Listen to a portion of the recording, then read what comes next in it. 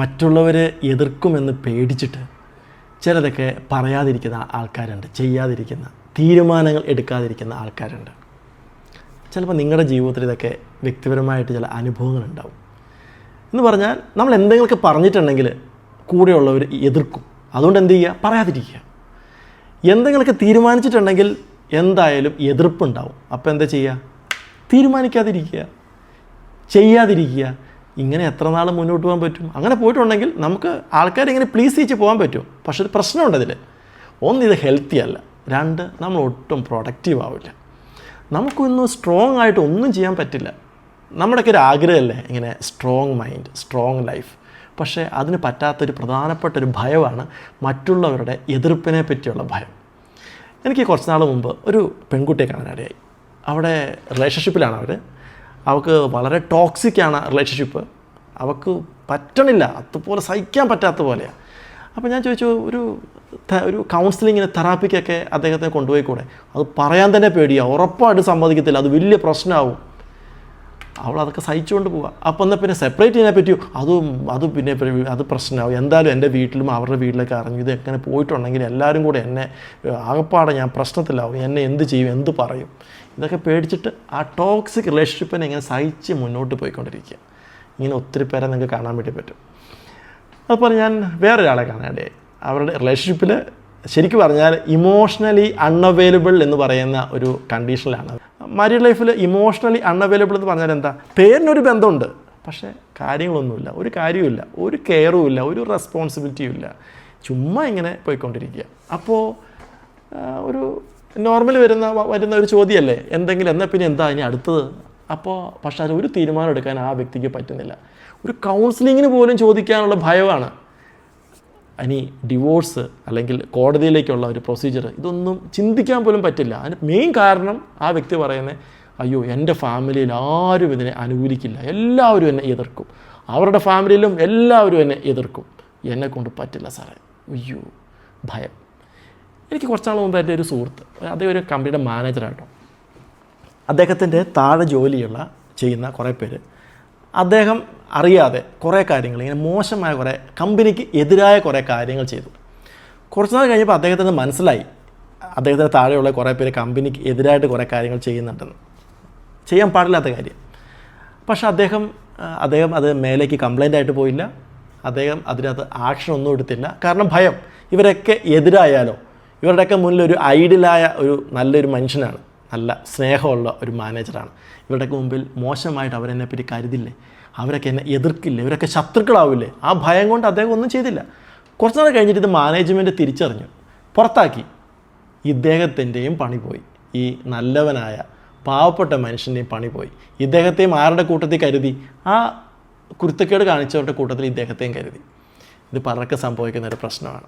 നമുക്കൊക്കെ നമ്മുടേതായ വാല്യൂസ് ഉണ്ട്, നമ്മുടെ കാഴ്ചപ്പാടുകളുണ്ട്, നമ്മുടേതായ ചില പോളിസികളുണ്ട്. പക്ഷേ നമ്മുടെ മൂല്യങ്ങൾക്ക് ഒത്തുള്ള അഭിപ്രായങ്ങൾ പറയാൻ, തീരുമാനങ്ങൾ എടുക്കാൻ, ചിലതൊക്കെ ചെയ്യാൻ പേടിയാണ്, അതുകൊണ്ട് ചെയ്യുന്നില്ല. അപ്പോൾ ഇത് നമ്മുടെ ഒരു വ്യക്തിത്വം കളയുന്ന ഒരു സാധനമാണ്. നമ്മുടെ ഒരു ഐഡൻറ്റിറ്റി തന്നെ നമുക്കൊരു ഐഡൻറ്റിറ്റി ഉണ്ടാവില്ല. ഇതൊക്കെ ഈ എതിർപ്പിനെ ഭയപ്പെട്ടാണ് നമ്മൾ ജീവിക്കുന്നതെങ്കിൽ നമുക്കതിൻ്റെ ഫലം, നമുക്ക് ഐഡൻറ്റിറ്റി ഉണ്ടാവില്ല, നമുക്കൊന്നും സ്ട്രോങ്ങായി ഈ ലോകത്ത് ചെയ്യാൻ പറ്റില്ല. ഒരു സംരംഭകൻ എന്ന നിലയിൽ ഞാനും എൻ്റെ ജീവിതത്തിൽ ഫേസ് ചെയ്തിട്ടുള്ളൊരു കാര്യം ഇതൊക്കെ. കാരണം സംരംഭം ഏതായാലും കുറേ മനുഷ്യരെ കൂട്ടിയാണല്ലോ നമ്മൾ ചെയ്യുന്നത്. പല തരത്തിലുള്ള മനുഷ്യരുണ്ടാവും. നമ്മളൊരു ഇൻ്റർവ്യൂ നടത്തുമ്പം അല്ലെങ്കിൽ കുറച്ച് നാളൊക്കെ കൂടെ ജോലി ചെയ്യുമ്പം ആളെ കുറച്ചൊക്കെ മനസ്സിലാവും. കുറേ കഴിയുമ്പോഴായിരിക്കും പല ആൾക്കാരെയും നമുക്ക് കുറച്ചുകൂടി അടുത്തറിയാൻ വേണ്ടി സാധിക്കുന്നത്. ഓരോരുത്തർക്കും അവരുടേതായ വ്യക്തിപരമായ ഉദ്ദേശങ്ങളുണ്ടാവും, വ്യക്തിപരമായ ബലഹീനതകളുണ്ടാവും, അവരുടെ ചില രീതികളുണ്ടാവും. പക്ഷേ അതൊന്നും നമ്മുടെ പോളിസിക്ക്, ഒരു ക്വാളിറ്റി സർവീസ് എന്നൊരു പോളിസിക്ക് ചിലപ്പം ചേരുന്നത് ആവണമെന്നില്ല. ചിലപ്പോൾ നമ്മുടെ മൂല്യങ്ങൾക്ക് ചേരുന്നത് ആവണമെന്നില്ല. അവിടെയൊക്കെ ചിലപ്പോൾ തീരുമാനങ്ങൾ എടുക്കേണ്ടതായിട്ട് വരും. ചിലപ്പം നല്ല സ്ട്രോങ് ആയിട്ട് സംസാരിക്കേണ്ടതായിട്ട് വരും, സ്ട്രോങ് ആയി നിൽക്കേണ്ടതായിട്ട് വരും. തീർച്ചയായും എതിർപ്പ് വരും. എന്താണ് ചെയ്യേണ്ടത്? ഈ എതിർപ്പിനെ പേടിച്ച് ഇതൊക്കെ ആയിട്ട് കോംപ്രമൈസ് ചെയ്ത് പോകണോ, അതോ സ്ട്രോങ് ആയി നമ്മുടെ ഒരു സ്റ്റാൻഡിൽ മുന്നോട്ട് പോകണോ? നമുക്കൊരു വിഷനിലാണ് പോകുന്നതെങ്കിൽ തീർച്ചയായും നമുക്ക് കോംപ്രമൈസ് ചെയ്യാതെ പോകേണ്ടി വരും. ഇതുപോലെയാണ് നമ്മൾ നോക്കിക്കേ, നമ്മുടെ എല്ലാവരുടെയും വ്യക്തിപരമായ ജീവിതത്തിലും നമ്മുടെ ജോലിയിലും നമ്മുടെ സമൂഹ ജീവിതത്തിലും ഒക്കെ ഇത് ബാധിക്കുന്ന ഒരു പ്രധാനപ്പെട്ട കാര്യമല്ലേ. മറ്റുള്ളവരുടെ എതിർപ്പ് എന്നത് അവോയ്ഡ് ചെയ്യാൻ പറ്റാത്തൊരു കാര്യമാണ് നമ്മുടെ ഈ ജീവിതത്തിൽ. ആരും എതിർക്കാത്ത ഒരു അഭിപ്രായവും ഈ ലോകത്തിലുണ്ടെന്ന് എനിക്ക് തോന്നണില്ല. എന്ത് നല്ല കാര്യമാണെങ്കിലും അത് പറഞ്ഞിട്ടുണ്ടെങ്കിൽ തീർച്ചയായും എതിർക്കുന്നവരുണ്ടാവും. ഒരു മാറ്റം ഉണ്ടാക്കുകയാണ്, നിങ്ങൾക്ക് അറിയാം, നിങ്ങളുടെ കുടുംബത്തിൽ ഒരു മാറ്റം ഉണ്ടാക്കണം, കുടുംബജീവിതത്തിൽ അല്ലെങ്കിൽ നിങ്ങൾ ചെയ്യുന്ന ഒരു ജോലി സ്ഥലത്ത് ഒരു മാറ്റം, ചേഞ്ച്. ആ ചേഞ്ച് പ്രപ്പോസ് ചെയ്യുന്നത് എല്ലാവരും ഹായ് എന്ന് പറഞ്ഞാൽ കൈയടിച്ചൊന്നും സ്വീകരിക്കാൻ സാധ്യതയില്ല.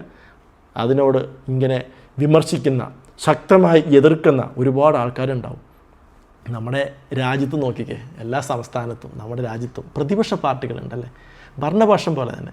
എന്ത് സാധനം കൊണ്ടുവന്നാലും ചിലപ്പം അതിനെ തുറന്നു കാണിക്കുന്ന, എതിർക്കുന്നവരുണ്ടാവും. അതിനെ ഒരു ജനാധിപത്യ രാജ്യത്തിൻ്റെ ഏറ്റവും നല്ല ശക്തമായ ഒരു അടിത്തറ, ശക്തമായ ഒരു പ്രതിപക്ഷം കൂടിയല്ലേ എന്ന് പറയുന്ന പോലെയാണ്. എതിർക്കുന്നവരായിട്ട് ഉണ്ടാവണം, ഉണ്ടായിക്കോട്ടെ. പക്ഷേ ആ എതിർപ്പുകളെ എങ്ങനെ നമ്മൾ കൈകാര്യം ചെയ്യുന്നു, അതാണ് കാര്യം.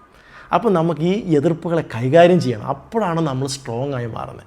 അല്ലാതെ ഈ എതിർപ്പുകളെയും ഈ അഭിപ്രായ വ്യത്യാസങ്ങളെയും ഒറ്റപ്പെടലിനെയും ചിലപ്പോൾ കളിയാക്കലിനെയും ഒക്കെ നമ്മൾ പേടിച്ചോടിയിട്ടുണ്ടെങ്കിൽ ഒരിക്കലും നമുക്ക് എവിടെ എത്താൻ പറ്റില്ല. അതുകൊണ്ട് സ്ട്രോങ് ആയ, സക്സസ്ഫുള്ളായ ഒരു ലൈഫാണ് നിങ്ങൾ ആഗ്രഹിക്കുന്നതെങ്കിൽ തീർച്ചയായും എതിർപ്പുകളെ കൈകാര്യം ചെയ്യാൻ വേണ്ടി പഠിക്കണം. അതിൽ 4 കാര്യങ്ങളാണ് എനിക്ക് പറയാനുള്ളത്. ഒന്നാമത്തെ കാര്യം, നമ്മൾ എതിർപ്പുകളെ പുഞ്ചിരിയോടെ നേരിടുക എന്നുള്ളതാണ്. പുഞ്ചിരിയോടെ നേരിടുക എന്ന് പറഞ്ഞാൽ ചുമ്മാ ചിരിച്ച് കാണിക്കുക എന്നുള്ളതല്ല. അത് നമ്മുടെ ഉള്ളിലുള്ളൊരു കോൺഫിഡൻസാണ്, നമ്മുടെ ഉള്ളിലുള്ളൊരു തിരിച്ചറിവാണ്. ഒന്നാമത്തെ തിരിച്ചറിവ് എതിർപ്പുകളുണ്ടാവും എന്നുള്ള തിരിച്ചറിവാണ്. അതിനെ നമ്മൾ അക്സെപ്റ്റ് ചെയ്യണം. എതിർപ്പൊക്കെ ഉണ്ടാവും, അതൊക്കെ എനിക്ക് നേരത്തെ അറിയാം, ഓക്കെ, എതിർത്തോളൂ. അതിനെ നമ്മൾ തിരിച്ചറിവാണത്. രണ്ടാമത്തെ കാര്യം, നമ്മുടെ മൂല്യങ്ങളിലുള്ള നമുക്കുള്ളൊരു ഉറപ്പാണ്. നമ്മുടെ മൂല്യങ്ങളിൽ നമുക്കുള്ളൊരു കോൺഫിഡൻസ്, അതാണ് ആ ചിരിയുടെ പിന്നിലുള്ള ഒരു പ്രധാനപ്പെട്ട കാര്യം. അതുകൊണ്ട് നമ്മളെ എതിർക്കുന്നവരെ, വിമർശിക്കുന്നവരെ, കളിയാക്കുന്നവരെ, നമ്മൾ പറയുന്ന കാര്യങ്ങൾ ശരിയാണെങ്കിൽ അതെങ്ങനെ, അത് പുഞ്ചിരിയോടെ നമ്മൾ ഫേസ് ചെയ്യുക. അത് നമ്മളൊന്ന് ട്രെയിൻഡ് ആവണം. അതൊരു ചെറിയ കാര്യമല്ല കേട്ടോ, അത്ര എളുപ്പമുള്ള പരിപാടിയല്ല, പക്ഷേ ട്രെയിൻഡ് ആവണം, ട്രെയിൻഡ്. രണ്ടാമത്തെ കാര്യം, ഡോണ്ട് ടേക്ക് ഇറ്റ് പേഴ്സണലി എന്ന് പറഞ്ഞാൽ, നമ്മളെ ഒരാൾ നമ്മൾ എതിർത്ത് സംസാരിച്ചു, അത് ആ വ്യക്തിയുടെ അഭിപ്രായമാണ് പറയുന്നത്. ആ വ്യക്തിയുടെ അഭിപ്രായത്തിന് പിന്നിൽ അദ്ദേഹത്തിൻ്റെ ഒരു ജീവിതത്തിൻ്റെ ബാക്ക്ഗ്രൗണ്ട് ഉണ്ട്, അദ്ദേഹത്തിൻ്റെ ധാരണകളുണ്ട്. അതൊക്കെയാണ് അദ്ദേഹം പറയുന്നത്. അയ്യോ ഇയാളിങ്ങനെ പറഞ്ഞു എന്ന് കരുതി അയാളെ പുറത്ത് വെച്ച് പിന്നീട് കാണുമ്പോൾ നമുക്ക് ആളോട് ചിരിക്കാൻ പറ്റുന്നില്ലെങ്കിൽ, അവരെ നമുക്ക് ആവശ്യത്തെ സമയം സഹായിക്കാൻ പറ്റുന്നില്ലെങ്കിൽ, അവരുമായിട്ടുള്ള ബന്ധം നമുക്ക് കട്ടായി പോകുന്നുണ്ടെങ്കിൽ തീർച്ചയായും നമ്മളതിനെ പേഴ്സണലി എടുത്തു എന്നാണ് അർത്ഥം. അങ്ങനെ നമ്മൾ ചെയ്യരുത്. പ്രത്യേകിച്ച് നമ്മളൊരു ഔദ്യോഗിക ജീവിതത്തിലോ അല്ലെങ്കിൽ ചിലപ്പോൾ നമ്മുടെ സേവനങ്ങളിലോ നമ്മുടെ ബിസിനസ്സിലോ ചിലപ്പോൾ കുടുംബജീവിതത്തിൽ തന്നെ നമ്മുടെ പാർട്ണറോട് ചിലപ്പോൾ നമുക്ക് എതിർ അഭിപ്രായങ്ങൾ പറയേണ്ടി വരും. പറഞ്ഞിട്ടുണ്ടെങ്കിൽ അല്ലെങ്കിൽ ഇങ്ങോട്ട് പറഞ്ഞിട്ടുണ്ടെങ്കിൽ പിന്നെ അങ്ങോട്ടേക്ക് 2 ദിവസം മിണ്ടാട്ടമില്ല. അത് അതിൻ്റെ അർത്ഥം നമ്മളതിനെ പേഴ്സണലി എടുത്തു എന്നാണ്. അങ്ങനെയല്ല ചെയ്യേണ്ടത്. അപ്പോൾ അതുകൊണ്ട് എല്ലാവർക്കും സ്വാതന്ത്ര്യമുണ്ട്, അവർക്ക് അവരുടെ അഭിപ്രായങ്ങൾ പറയാനും അതിനെ എതിർക്കാനും. നമ്മളൊന്ന് ആലോചിക്കുക, നമ്മളൊരു മതസൗഹാർദ്ദത്തിൻ്റെ ഒരു ലോകത്ത് നമ്മൾ ജീവിക്കുന്നത്. ഒരു സ്ഥലത്ത് പലതരത്തിലുള്ള മതത്തിലുള്ളവരുണ്ട്. എല്ലാവരും ഒരേ വിശ്വാസം അനുസരിച്ച് ജീവിക്കുന്നതുകൊണ്ടല്ല അവർ യൂണിറ്റിയോടെ ജീവിക്കുന്നത്. എല്ലാവർക്കും വ്യത്യസ്തതകളുണ്ട്, പലപ്പോഴും എതിർപ്പുകളുണ്ട്. ഒരു മതത്തിൻ്റെ ആശയത്തെ മറ്റേ മതസ്ഥർ ശരിക്കും എതിർക്കുന്നുണ്ടാവും. ആ കൂട്ടത്തിൽ ചിലപ്പോൾ നിരീശ്വരവാദികളുണ്ടാവും, അവർ എല്ലാവരെയും എതിർക്കുന്നുണ്ടാവും. എന്നാലും നമ്മൾ പുറത്ത് വെച്ച് കാണുമ്പം നമ്മുടെ ഉള്ളിൽ ഒരു ഫ്രണ്ട്ഷിപ്പ് ഉണ്ടാവില്ലേ, ഒരു ഫ്രണ്ട്ഷിപ്പ്, ഒരു കൂട്ട്. അതാണ് നമ്മുടെ ഹ്യൂമൻ എന്ന് പറയുന്ന ഒരു എലമെൻറ്റ്. അപ്പോൾ അതുകൊണ്ട് വ്യക്തി വേറെ, ആ വ്യക്തിയുടെ അഭിപ്രായം വേറെ, ആ വ്യക്തിയുടെ പ്രവൃത്തി വേറെ, ഇതൊക്കെ എല്ലാം വ്യത്യസ്തമാണ്. അതുകൊണ്ട് ഡോണ്ട് ടേക്ക് ഇറ്റ് പേഴ്സണലി. മൂന്നാമത്തെ കാര്യം, ഡോണ്ട് സ്റ്റോപ്പ് ഇറ്റ്. നിങ്ങളുടെ അഭിപ്രായം, നിങ്ങളുടെ തീരുമാനം, നിങ്ങളുടെ ആ ഒരു പ്രവൃത്തി കറക്റ്റാണെന്ന് നിങ്ങളുടെ മനസാക്ഷിക്ക് തോന്നുന്നുണ്ട് എങ്കിൽ, നിങ്ങളുടെ മൂല്യങ്ങൾക്ക് ചേർന്നതാണെങ്കിൽ, നിങ്ങളുടെ പോളിസികൾക്ക് ചേർന്നതാണെങ്കിൽ ശക്തമായി മുന്നോട്ട് പോവുക. മറ്റുള്ളവരെ പ്ലീസ് ചെയ്യിക്കാൻ വേണ്ടി നമ്മൾ സ്റ്റോപ്പ് ചെയ്യരുത്. നമുക്ക് പ്ലീസ് ചെയ്യിച്ചിട്ടുണ്ടെങ്കിൽ കുറച്ച് നാളും കൂടെ ഇങ്ങനെ ചിരിച്ച് കളിച്ച് പോകാൻ പറ്റുമായിരിക്കും, പക്ഷേ അവിടെ നമ്മുടെ ഒരു ഐഡൻറ്റിറ്റി പോകും. ഒരു കാരണവശാലും നല്ല കാര്യങ്ങളാണെങ്കിൽ, മൂല്യങ്ങളിൽ അധിഷ്ഠിതമാണെങ്കിൽ, ഒരു പോളിസിയിൽ അധിഷ്ഠിതമാണെങ്കിൽ ഡോണ്ട് സ്റ്റോപ്പ് ഇറ്റ്. അവർ പറയുന്നവർ പറഞ്ഞോട്ടെ. പണ്ടൊരു ചൊല്ലുണ്ട്, അത് ഈ സന്ദർഭത്തിൽ പറയുന്നത് ശരിയാണോ എന്ന് എനിക്കറിയത്തില്ല. ഇതാണ് സംഭവം: എല്ലാ പട്ടികളുടെയും കൊര നിർത്തിയിട്ട് യാത്ര മുന്നോട്ട് പോവില്ല എന്നുള്ളതാണ് ആ ചൊല്ല്. നമ്മളൊരു യാത്ര പോവാണ്, കുറേ നായ്ക്കൾ അവിടെയൊക്കെ കുരയ്ക്കുന്നുണ്ടാവും. നായ്ക്കളെന്ന് ഉദ്ദേശിച്ചത് നായ്ക്കൾ എന്ന് തന്നെയാണ് കേട്ടോ, വേറെ ഒന്നുമായിട്ട് ഓർക്കരുത്. അതായത് നായ്ക്കൾ കുറച്ചുകൊണ്ട് ഇരുന്നോട്ടെ, എല്ലാത്തിനും വാ പൂട്ടിയിട്ട് നമുക്ക് പോകാൻ പറ്റുമോ? ഇല്ല. നമ്മൾ നമ്മുടെ യാത്ര മുന്നോട്ട് പോവുക. എല്ലാവരുടെയും അഭിപ്രായവും 100% സർട്ടിഫിക്കറ്റും നമുക്ക് ആവശ്യമില്ല. ശരികളിൽ ഉറച്ചു നീക്കുക. Don't stop it. 4ാമത്തെ കാര്യം, ആവശ്യമുണ്ടെങ്കിൽ മാത്രം പ്രതികരിക്കുക എന്ന് പറഞ്ഞാൽ നമ്മളോട് എതിർക്കുന്നവർ, അവരുപയോഗിക്കുന്ന വാക്കുകൾ, അവർ പറയുന്ന കാര്യങ്ങളൊക്കെ പലതും അവർ പല തരത്തിലായിരിക്കും പറയുന്നത്. ഇപ്പോൾ വാട്സപ്പിലായിരിക്കാം, നേരിട്ടായിരിക്കാം, പല തരത്തിലായിരിക്കും, ഇമെയിൽ വഴിയായിരിക്കാം, അങ്ങനെ പല തരത്തിൽ പ്രതികരിക്കുന്നുണ്ടാവും. ആവശ്യമുള്ളതിന് പ്രതികരിക്കുക. എല്ലാത്തിനോടൊന്നും നമുക്ക് പ്രതികരിച്ച് നമ്മുടെ എനർജി കളയേണ്ട ആവശ്യമില്ല. ആവശ്യമുള്ള കാര്യങ്ങൾ നമ്മൾ പ്രതികരിക്കുന്നുണ്ടെങ്കിൽ അതൊരു എനർജി എടുക്കില്ലേ, ആ എനർജി ഡിസർവ് ചെയ്യുന്ന കാര്യത്തിൽ മാത്രം നമ്മൾ ചെയ്താൽ മതി. ചില ആൾക്കാർ എത്ര കേട്ടാലും എത്ര പറഞ്ഞാലും മനസ്സിലാക്കണം എന്നില്ല. അവരുടെ ഒരു സ്വഭാവത്തിൻ്റെ ഭാഗമായിരിക്കും ഇങ്ങനെ എതിർത്തുകൊണ്ടേയിരിക്കുക എന്നുള്ളത്. അവരെ നമ്മൾ തിരിച്ച് എതിർത്ത് നമ്മുടെ ശക്തി, നമ്മുടെ എനർജി കളയരുത്. അവരെതിർത്തുകൊണ്ടിരിക്കട്ടെ, നമ്മൾ ചെയ്തുകൊണ്ടേയിരിക്കുക. അതാണ് അതിൻ്റെ കാര്യം. ഓക്കെ, അതുകൊണ്ട് ആവശ്യമുള്ള കാര്യങ്ങൾ മാത്രം പ്രതികരിക്കുക.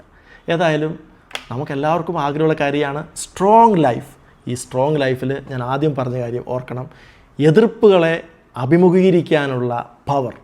അത് നമ്മൾ എങ്ങനെ എതിർപ്പിനെ അഭിമുഖീകരിക്കുന്നുവോ അതിനെയാണ് നമ്മൾ സ്ട്രോങ് ലൈഫ് എന്ന് പറയുന്നത്. അല്ലാതെ ഇങ്ങനെ സ്മൂത്തായ വഴി കൂടെ അടിപൊളിയായിട്ട് ഇങ്ങനെ സുഖമായിട്ട് പോകുന്നതിനല്ല സ്ട്രോങ് ലൈഫ് എന്ന് പറയുന്നത്. സ്ട്രോങ് ലൈഫ് എന്ന് പറഞ്ഞാൽ ബുദ്ധിമുട്ടുകളുടെ ഇടയിലൂടെ എങ്ങനെ യാത്ര ചെയ്യാം, അതിനെയാണ് നമ്മൾ സ്ട്രോങ് ലൈഫ് എന്ന് വിളിക്കുക. ഓക്കെ, നമുക്ക് സ്ട്രോങ് ആവാം. ബൈ.